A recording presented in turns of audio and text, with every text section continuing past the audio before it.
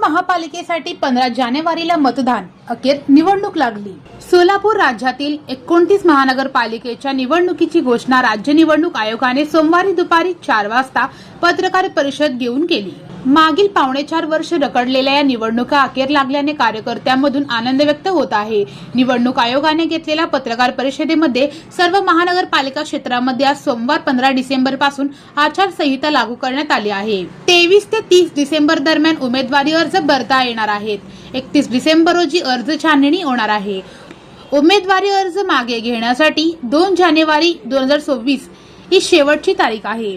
त्यानंतर 13 दिवस प्रचाराला देण्यात आले असून 15 जानेवारीला राज्यात महापालिकेसाठी मतदान होणार आहे आणि लगेच दुसऱ्या दिवशी म्हणजे 16 जानेवारी रोजी मतमोजणी घेण्यात येणार असल्याचे निवडणूक आयोगाने सांगितले।